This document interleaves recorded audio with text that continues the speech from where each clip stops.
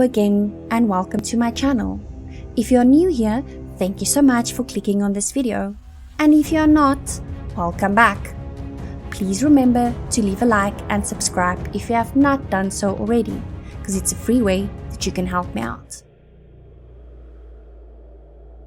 On Monday 1 July 2002, BAL Bashkirian Airlines Flight 2937, a Tupolev Tu-154 passenger jet, and DHL International Aviation NE Flight 611, a Boeing 757 cargo jet, collided in mid-air over Überlingen, a southern German town on Lake Constance, near the Swiss border. All of the passengers and crew aboard both planes were killed, resulting in a total death toll of 71. But the deaths would not end there. One more life would be taken when a grieving father and husband took the life of the person that he felt was responsible.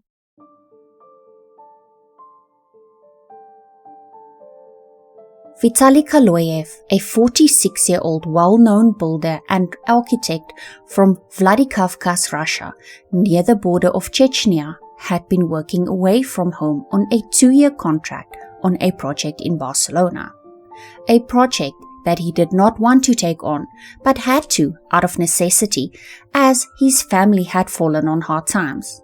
He was not the type of man that enjoyed spending time away from his family, but he had fallen into a pit on a job site and had badly broken his leg. This took a longer time than necessary to heal and led to him having to turn down several jobs. He owned his own small construction company, and turning down all of these jobs led to his company going under. This meant that he had no income and no way to support his family.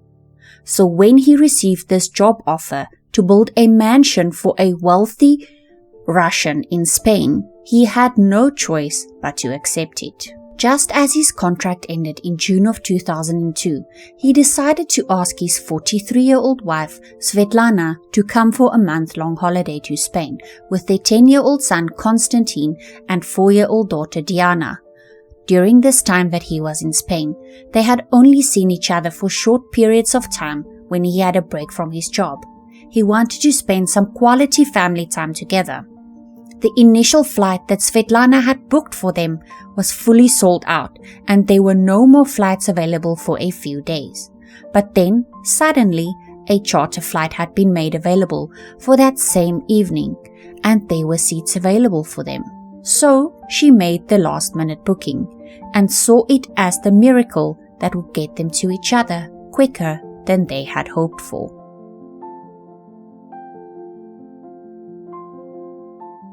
Bashkirian Flight BTC 2937 was a chartered flight from Moscow, Russia to Barcelona, Spain, carrying 57 passengers and 12 crew. 44 of the passengers were Russian school children, ranging between the ages of 8 and 18, from the city of Ufa. They were on a school trip organized by the local UNESCO committee and were on their way to the Costa Dorada beach area of Catalonia, Spain.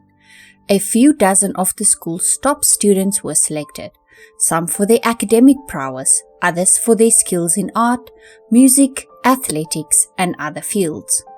Also among the passengers were, of course, Svetlana, Konstantin, and Diana. The school children were, however, originally not meant to be on the flight. They traveled on an overnight train from the city of Ufa to Moscow and arrived on 29 June. Unfortunately, their driver accidentally took them to the wrong airport, and they ended up missing their original flight set to take off on the early morning of 30 June. And sadly, there were no new flights leaving for a few days. Their parents did not want their children to be delayed any longer than they needed to, and some started to call around about finding them a new flight to Spain as soon as possible, which is when they got the chartered plane for them set to leave on 1 July.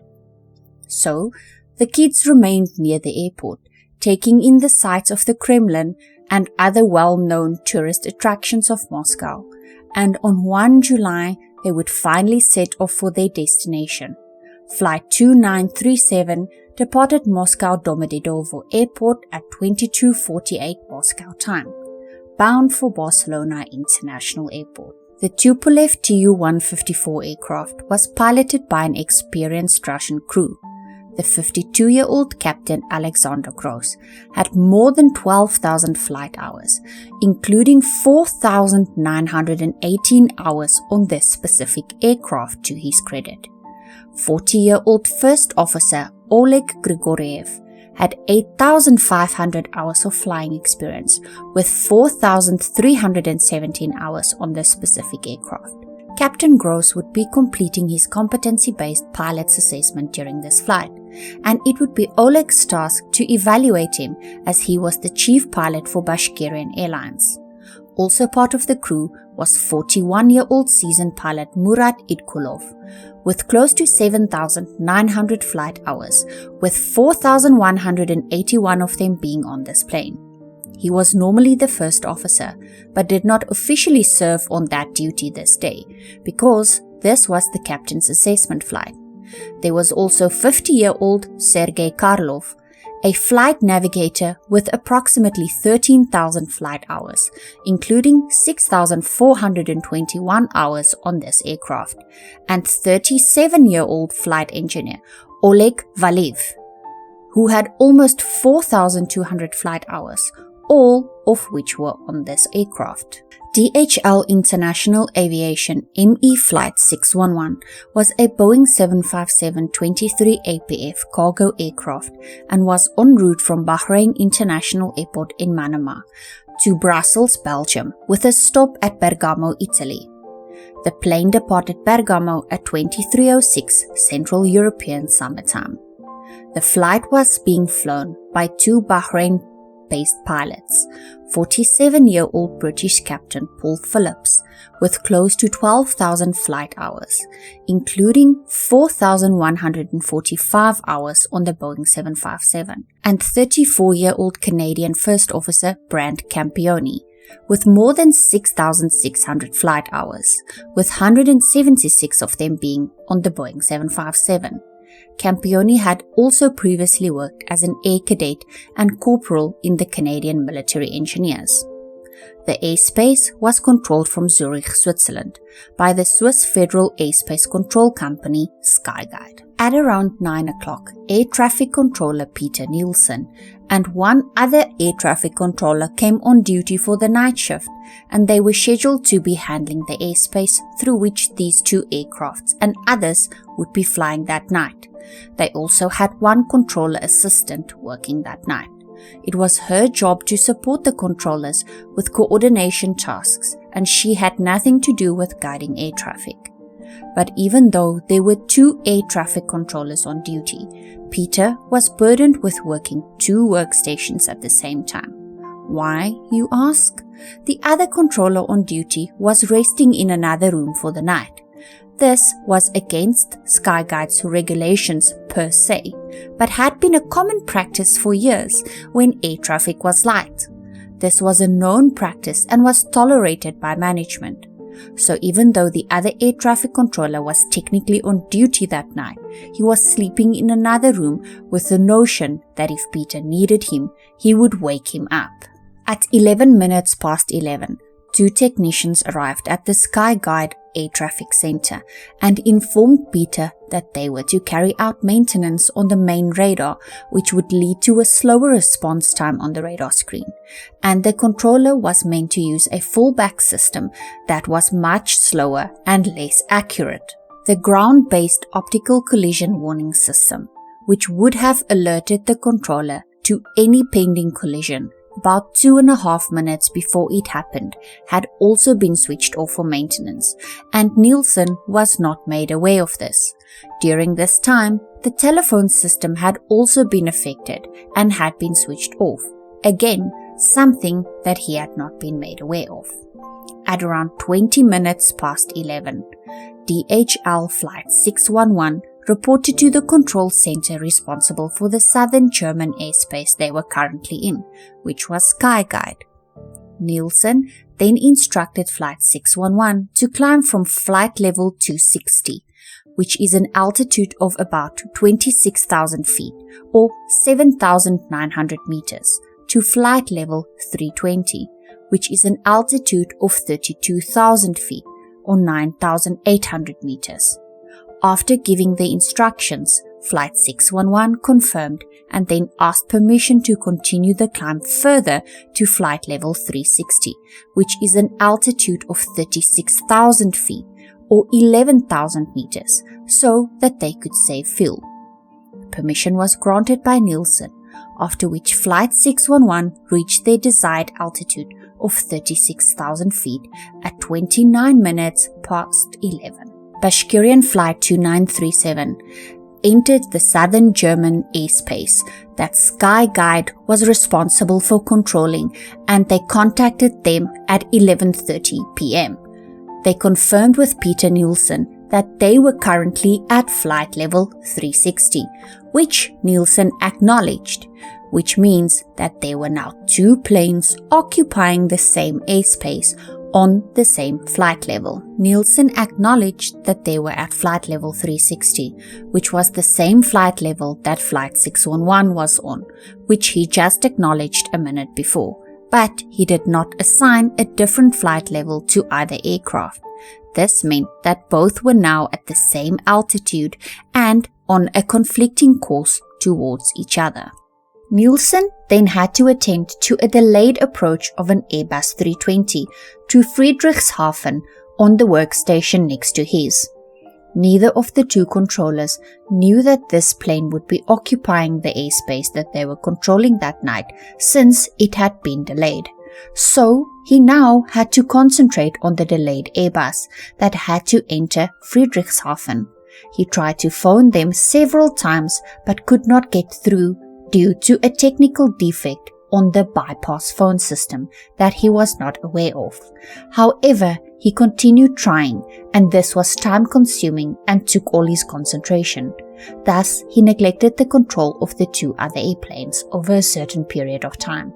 After several failed attempts of getting through to Friedrichshafen, he asked the Airbus to see whether they can contact them directly themselves, as he was having no luck, and he went back to focusing on his two planes at 11:34 p.m.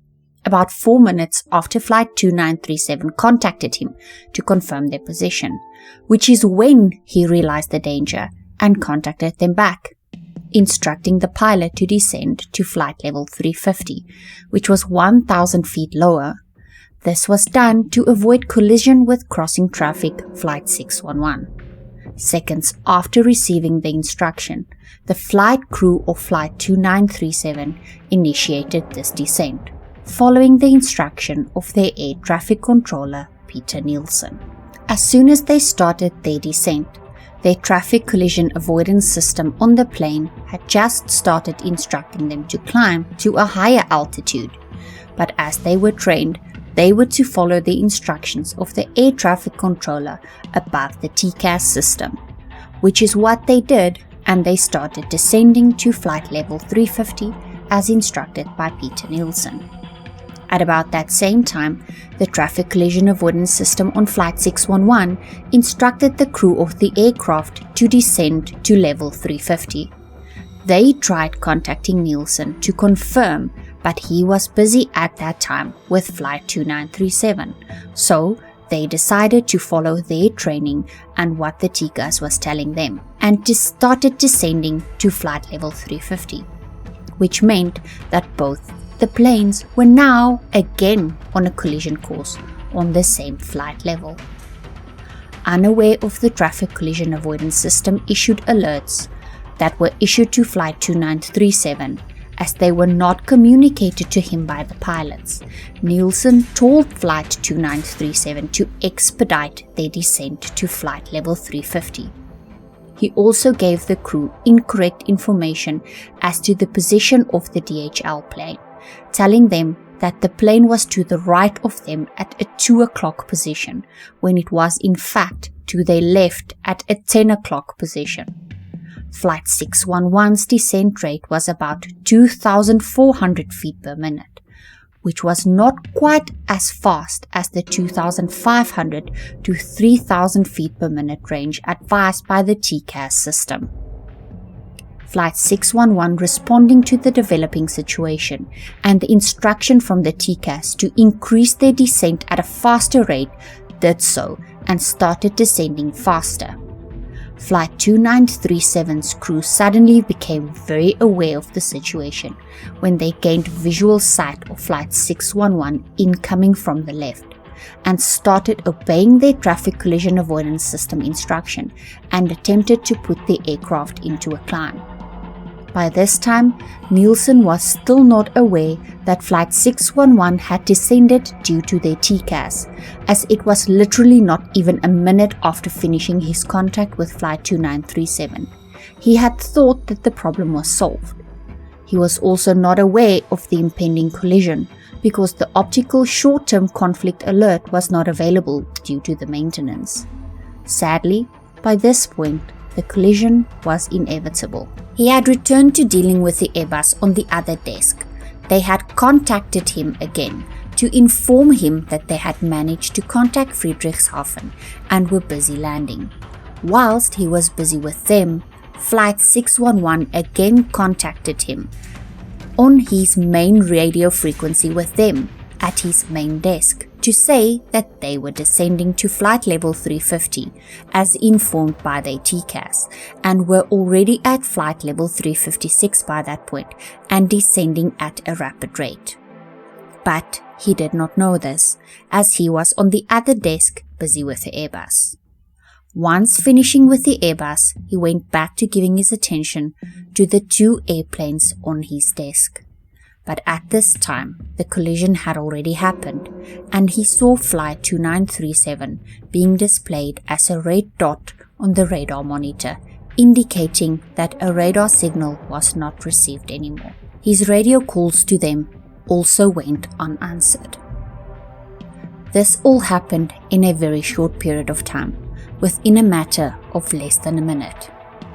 The aircrafts collided at 11:35 at almost a right angle at an altitude of 10,630 meters or 34,890 feet.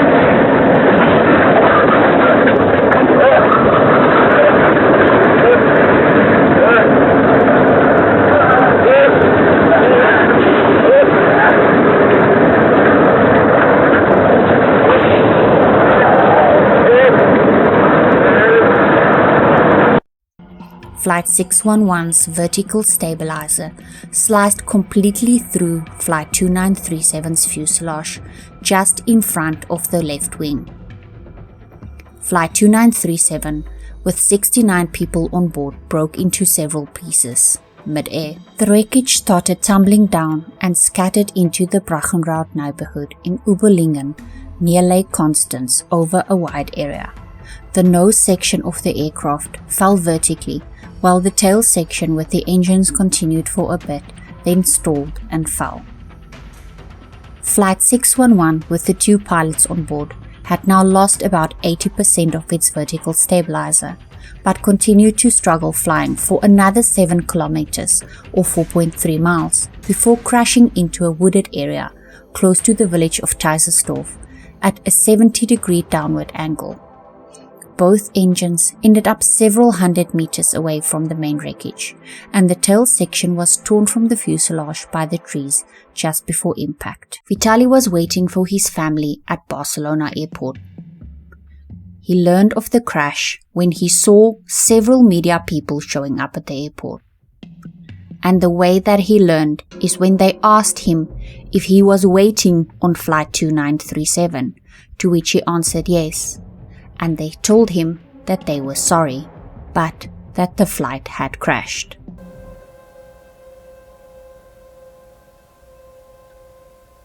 The next 2 days started an enormous rescue operation, but looking at the twisted, broken wreckage that was once a Russian Tupolev plane, it was clear that there could never have been any survivors.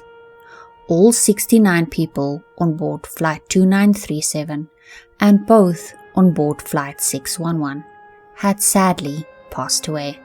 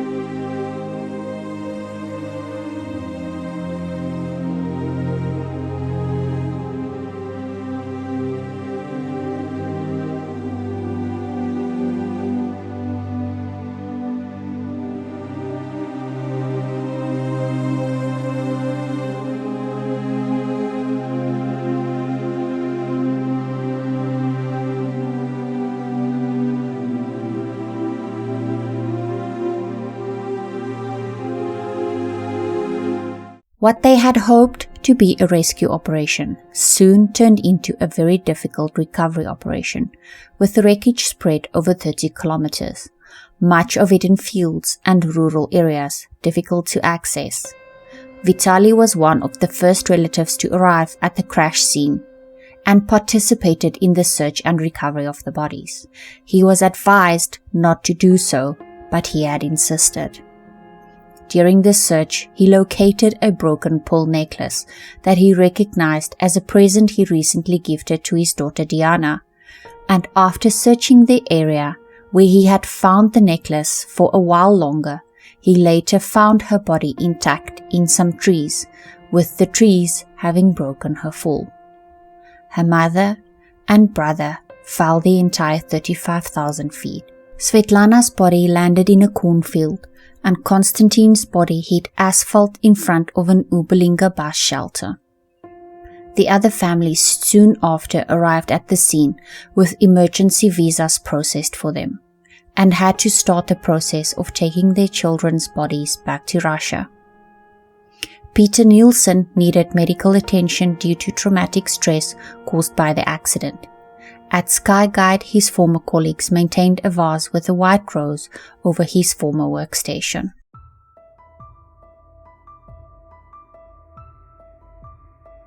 An investigation into the collision immediately started, with the Federal Bureau of Aircraft Accident Investigation, BFU, being placed in charge, but it would take almost 2 years for them to finalize the report, which was published in May of 2004. The main cause of the crash were the fact that, number 1, Flight 2937 followed the instruction of the air traffic controller versus the traffic collision avoidance system issued, and if they had followed the TCAS, the collision would never have happened. Royce begins by examining the pilot's traffic collision avoidance system, TCAS. Our first question was to establish whether TCAS had worked the way it was intended to, the way it was designed.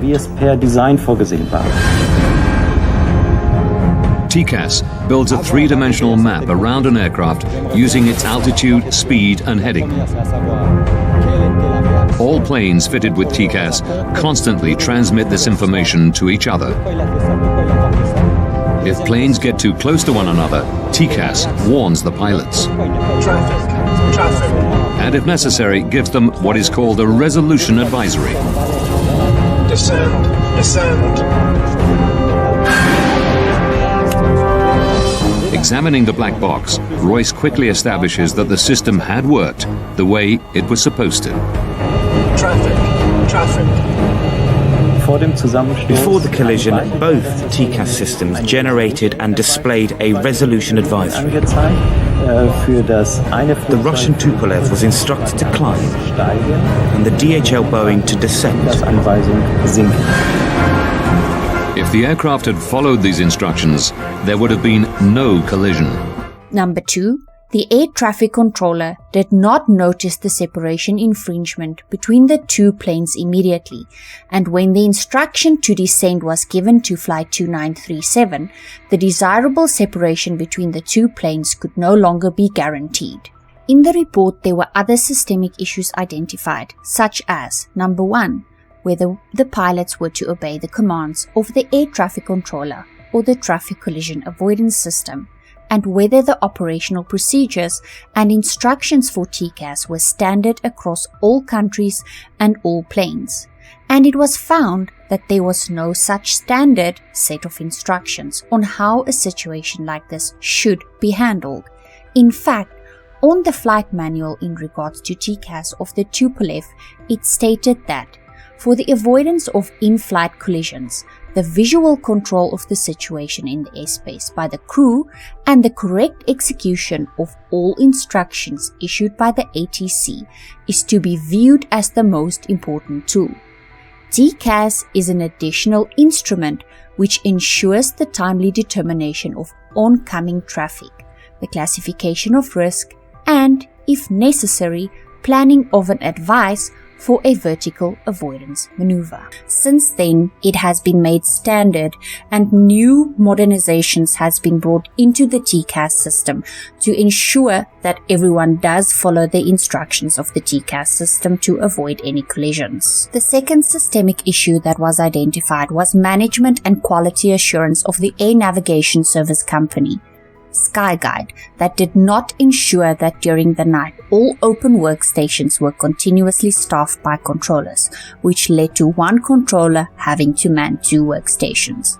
Management and quality assurance of the air navigation service company tolerated for years that during times of low traffic flow at night, only one controller worked and the other one retired to rest, and therefore there had to be new measurements set in place at all traffic controllers to ensure that there is always at least 2 people on duty at all times. Post-mortem examinations were also performed on all 7 flight crew members of the 2 aircrafts. They were tested for any substance impairments including alcohol, medicine and drugs, and they all tested negative of everything. There were also no indications found of physiological or medical impairments. Blood and urine specimens were collected from the responsible air traffic controller and examined for drugs, alcohol and medicine, and they all tested negative. And again, there were also no indications found of physiological or medical impairments. All countries involved could add additional deviating statements to the official report given by BFU. Bahrain, Switzerland and Russia all submitted deviating statements that were published verbatim as an appendix to the report by the BFU investigators. The statement by Bahrain, the home country of the DHL plane, mostly agreed with the findings of the report, but stated that the report should have put less emphasis on the actions of individuals and more on the faults within SkyGuide's organization and management. Their statement also mentioned the lack of crew resource management in the Tupolev's cockpit as a factor in the crash. Russia stated that the Russian pilots were unable to obey the TCAS advisory to climb, as it was given when they were already at 10,800 meters or 35,500 feet, while the controller wrongly stated conflicting traffic was above them at 11,000 meters or 36,000 feet. Also, the air traffic controller gave the wrong position of the DHL plane, saying that it was at 2 o'clock instead of the actual 10 o'clock that it was at. Switzerland noted that the Tupolev was about 33 meters or 108 feet below the flight level that was ordered by the Swiss controller, and still descending at 580 meters or 1,900 feet per minute, and that this was also the cause of the accident. Switzerland also requested that the BFU make a formal finding that the TCAS advisories would have been useful if obeyed immediately. The BFU, however, declined to do so. Skyguide, after initially having blamed the Russian pilots for the accident, accepted partial responsibility and asked the relatives of the victims for forgiveness. The primary cause of the accident was negligence on the part of Skyguide. In May 2004, immediately after the BFU report is published, at a press conference in Zurich, the CEO of Skyguide, Alain Rossier, issues a formal apology. Es sind auch bei uns Fehler gemacht worden und wir We too have made mistakes, and we most deeply regret this. We take responsibility, as outlined in the German investigation report. And we ask the families of the victims for forgiveness. Skyguide reached an agreement with the families of the flight crews of the two planes, and they paid compensation to them to the amount of between 30,000 to 36,000 Swiss francs. But settlements with the families of the other victims were still pending.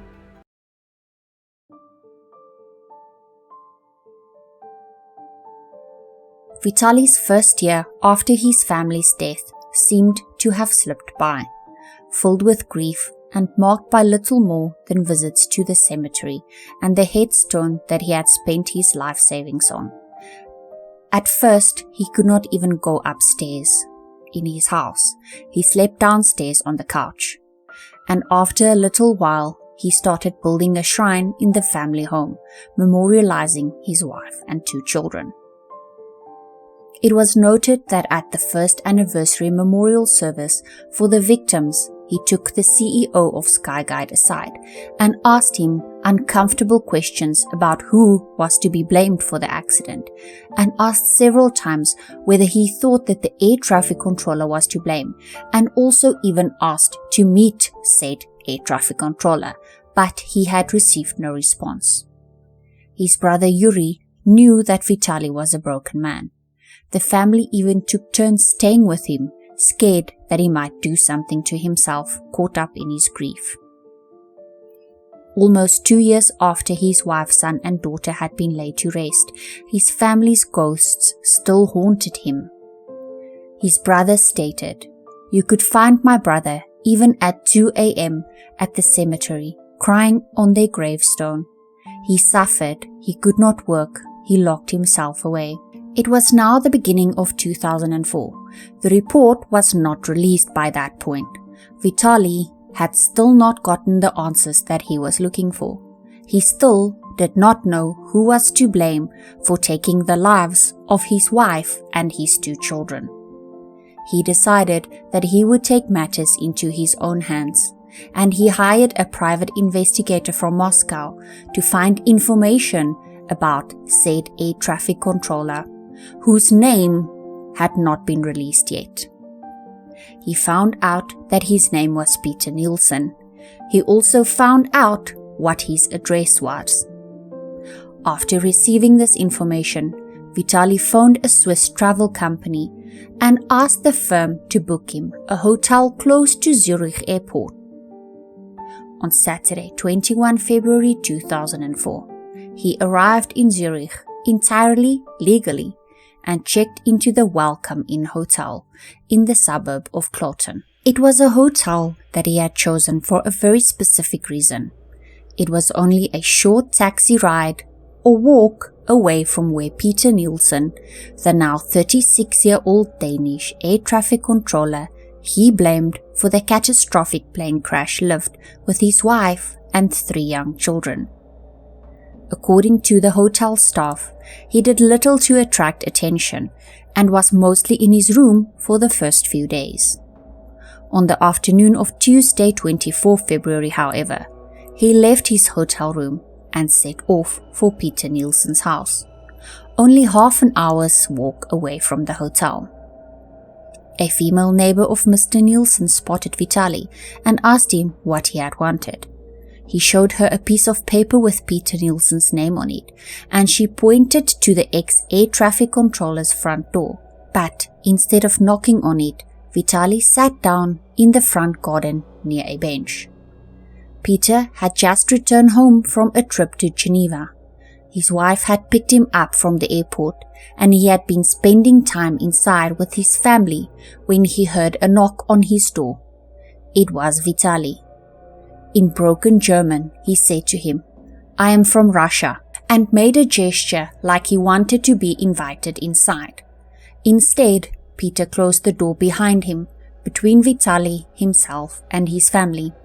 Vitaly tried to hand Peter an envelope with graphic pictures of his dead children inside, bruised, disfigured, and sewn together, and lain out in their coffins.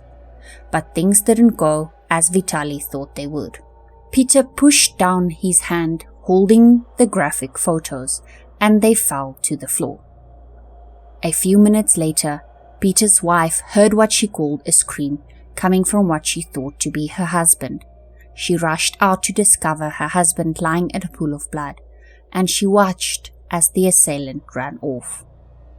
After a short argument in broken German on Nielsen's doorstep, Vitaly stabbed him several times, and by the time the police arrived a few minutes later, it was too late. He had suffered multiple severe wounds and had bled to death. Clues leading to the suspect were numerous. Detectives had several good descriptions from eyewitnesses of a burly, unshaven, dark-haired man in his late 40s or early 50s who appeared to come from Eastern Europe or Russia.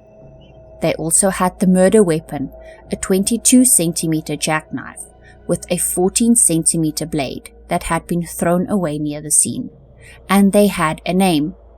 The chief suspect was a man who police said had behaved strangely during the first anniversary of the crash, the previous summer in the German town of Überlingen, who allegedly, according to police, threatened Skyguide officials and described Peter Nielsen as scum. Investigators immediately went looking for Vitaly and found him in his hotel room in shock.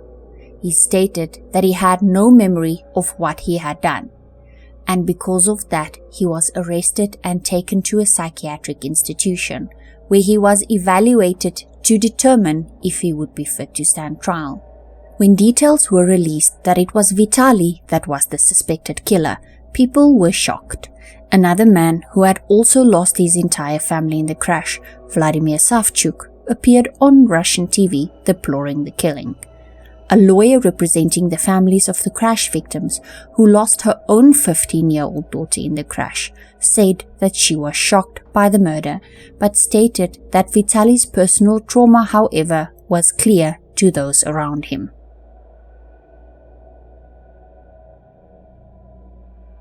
Vitaly's trial started in October of 2005. While answering questions from the judge, he said that the plane crash had ended his life. He said that his children were among the youngest on board, Flight 2937, so there was hardly any need for him to identify their bodies because they were so much smaller than the other children on the plane, stating, "I have been living on the cemetery for almost 2 years, sitting behind their graves." He presented a document that he received from a law firm in Hamburg dated 11 November 2003. It was an agreement in which Skyguide offered him 60,000 Swiss francs for the death of his wife and 50,000 francs for the death of each of his 2 children. And in return, Skyguide asked him to decline any claims to the company. The document infuriated him, and it was there that he decided that he wanted to meet the company director Alan Rossier and air traffic controller Peter Nielsen in person. Of the meeting between him and Nielsen, he said, "Apparently, he did not expect that he would have to answer for the results of his work. He murmured something to me, then I showed him some pictures of my children and said, 'They were my children, What would you feel if you saw your children in coffins? I was infuriated about Skyguide's initiative to haggle over my dead children. He stated that he had wanted Nielsen to apologize to him for the death of his family, and that when he tried to hand Nielsen the envelope with the photographs of his kids in it, Nielsen hit his hand and the envelope and the photos fell to the ground. He said that he only remembered that he had a very disturbing feeling, as if Peter was throwing his children out of their coffins onto the ground. His first memory, he says, is of taking out the envelope and realizing that it was splattered with blood. He looked down and saw that he too was covered in blood. He agreed the evidence indicated that he probably had killed Peter Nielsen, but he claimed that he could not remember the attack. He stated repeatedly that he had not intended to kill anyone, saying that all he wanted was an apology. Although psychiatric reports suggested that he was responsible for his actions, defense lawyers had sought a 3-year sentence for manslaughter, claiming that he was suffering an emotional blackout when he stabbed Peter Nielsen, but judges dismissed this plea. After 710 days on remand, and after only 2 days of trial, on 26 October 2005, he was found guilty of the premeditated killing of Peter Nielsen and was sentenced to only 8 years in federal prison. Under Swiss law, premeditated killing ranks between first-degree murder and manslaughter with a maximum sentence of up to 20 years.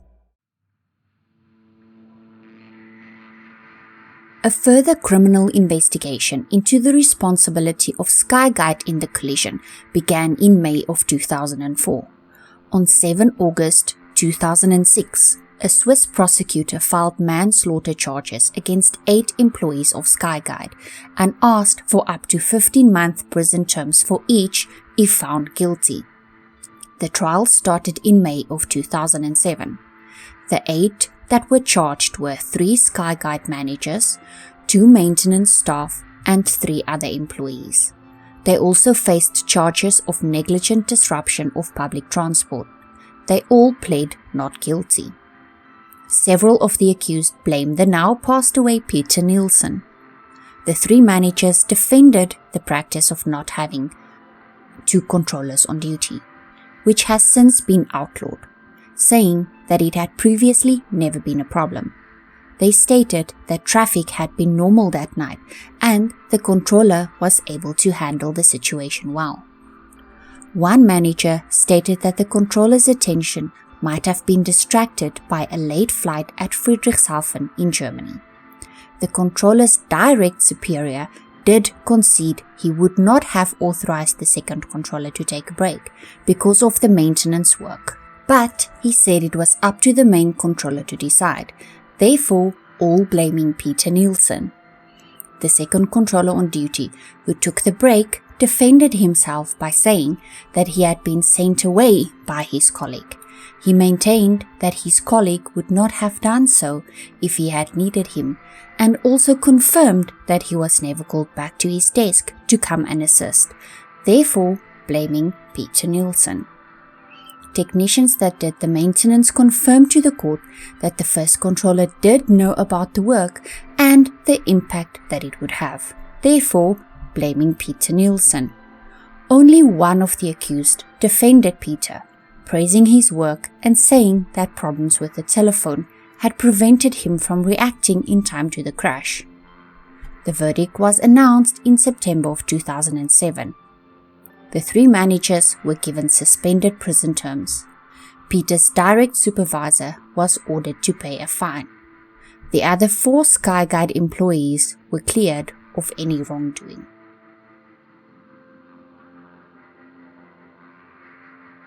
In July of 2007, Vitali was paroled. The court ruling noted that he had served more than 2/3 of his sentence with good behavior, and after the ruling, he was set to be released on 24 August 2007. The prosecution, however, appealed this decision. The appeal was accepted and a date was set for it to be heard in a court of law, which meant that Vitali would then remain in prison until then. On November 8, 2007, the appeal was heard in the High Court, and the appeal was rejected. The court upheld the ruling that paroled him and stated that when he stabbed Peter Nielsen, he had acted with diminished responsibility because of the deaths of his family, and stated that his mental condition was not sufficiently considered in the initial sentence.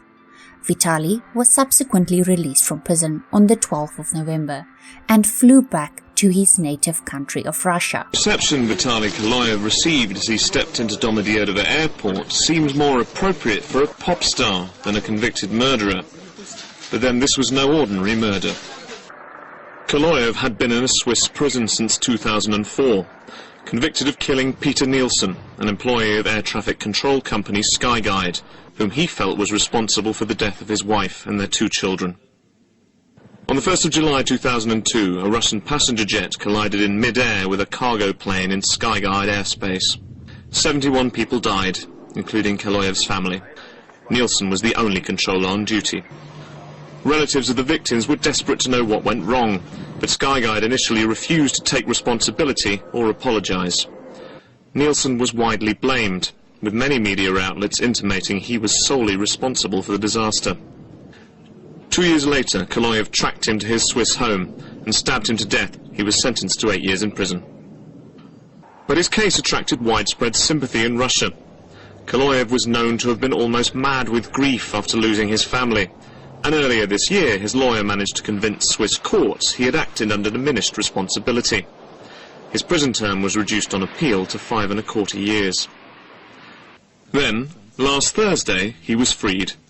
Switzerland's highest court saying he had served 2/3 of his sentence with good behaviour and was no longer a danger to society. The ruling coming just months after 4 Skyguide employees were finally found guilty of negligence and manslaughter. After hearing his brother was finally on his way home, Yuri Kaloyev and other family members waited nervously in Moscow to greet him. It's hard to describe my emotions. I'm glad that he's back in his homeland. This is the greatest happiness for our family. All our relatives and friends and fellow countrymen are very happy. And then, shortly afterwards, the man himself arrived at Domodedovo's VIP area. Tired, clearly emotional, but thankful. I want to express my gratitude to all Russian people, to the government, to the president, to the embassy of the Russian Federation in Switzerland for their great support. Having served in prison, I did not feel I was without the motherland. He now says he intends to spend a few days in Moscow before heading back to his home in North Ossetia. Now back in his homeland, Vitali Kaloyev has a chance to rebuild his life in Russia, but public opinion is likely to be divided over his actions. Was he just a calculating killer, freed from prison far too early, or as much of a victim himself as the man he murdered? Back home, sympathetic shop clerks wouldn't take his money. He was named Man of 2007 by local journalists, and the government of North Ossetia gave the former construction designer the title of Deputy Minister of Construction. He was seen as a hero in his country, and he was called a real man. He refused to show remorse or apologize for killing Peter Nielsen, although he admitted that it did not make him feel any better. In 2012, on the 10-year anniversary of the crash, a commemoration ceremony was held in Germany, near the crash site. But he, however, found out that he was banned from attending the ceremony once he arrived in Germany. German police officers detained Vitali at the airport in Munich.